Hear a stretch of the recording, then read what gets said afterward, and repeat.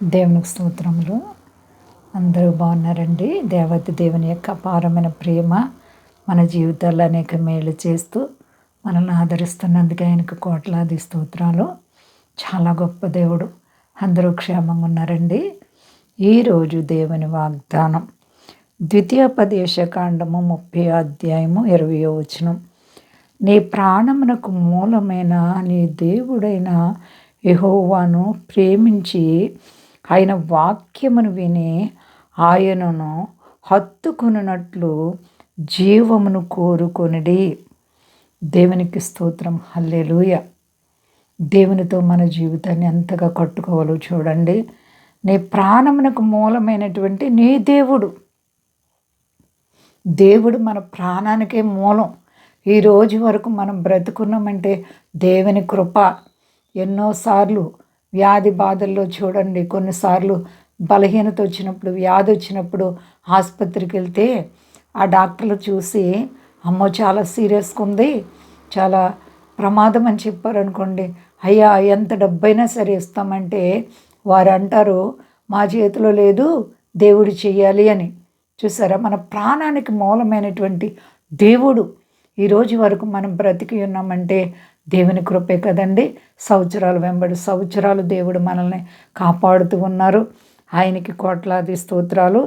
యెహోవాను ప్రేమించి ఆయన వాక్యమును విని ఆయనను హత్తుకొనినట్లు. చూసారా, దేవునిని ప్రేమించాలి, మనం ప్రేమించాలి. దేవునిని ప్రేమిస్తే శ్రమలు రావని కాదు, దేవుని ప్రేమించే వారికి కూడా శ్రమలు వస్తాయి. అబ్రహాము దేవుని నమ్మిన, అది అతనికి నీతిగా ఎంచబడిను. అబ్రహాము ఎంతో నిరీక్షణతో నమ్మకత్వంగా జీవిస్తున్నప్పుడు ఆయనకు అనేక శ్రమలు వచ్చాయి, బాధలు వచ్చాయి, కష్టాలు వచ్చాయి.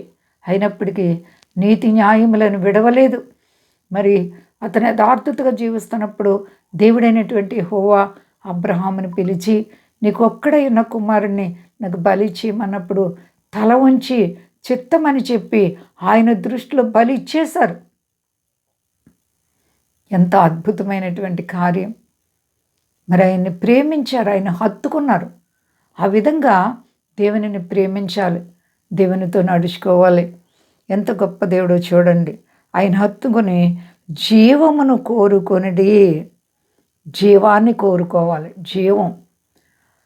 ఈ లోకంలో ఎన్ని ఉన్నా ఈ లోకాన్ని విడిచిపెట్టగానే రెండు మార్గములు, ఒకటి నరకము, ఒకటి మోక్షం. కాబట్టి మనం ఎక్కడికి వెళ్తాం? జీవాన్ని కోరుకో. ఇరుకు మార్గమున ప్రవేశించేవారు అనేకులు ప్రవేశింప చూస్తారంట, కానీ ప్రవేశించేవారు కొందరేనంటండి. అనేక మంది వెళ్ళాలనుకుంటారు, విశాలమునకు వెళ్ళేవారు అనేక మంది. కాబట్టి మనము మరి ఏ మార్గంలో ఉన్నాం, ఏ మార్గాన్ని ప్రేమిస్తున్నాం, ఏ మార్గం గుండా మరి ప్రయాణం చేస్తున్నాం?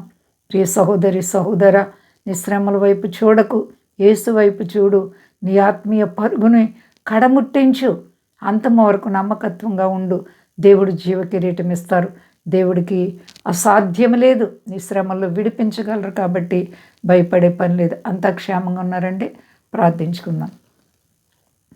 ప్రేమ నమ్మకమైన మా తండ్రి, గొప్ప దేవ, నీ ప్రేమకై వందనాలు ప్రభువా. అవును తండ్రి, జీవమును ప్రేమించి నీ మాట చెప్పు నడవాలంటున్నావు ప్రభువా.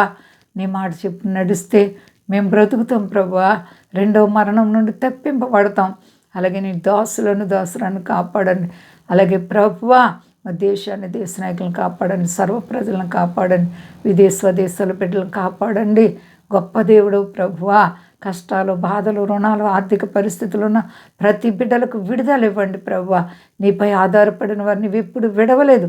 మీ పక్షంగా అయ్యా మేము నిలబడటానికి కృప చూపండి. మీ రెండవ రాకడలో ఎత్తబడే గుంపులో సిద్ధపరిచి మహింపు శక్తి కలిసేనామని అడుగుతున్నాను తండ్రి. ఆమేన్. అందరికీ వందనాలండి. మా కొరకు, పరిచయం కొరకు అందరూ ప్రార్థించండి. ప్రభువారు మిమ్మలను, మీ బిడ్డలు, మీ కుటుంబాలను దీవించి ఆశీర్వదించును గాక. ఆమేన్.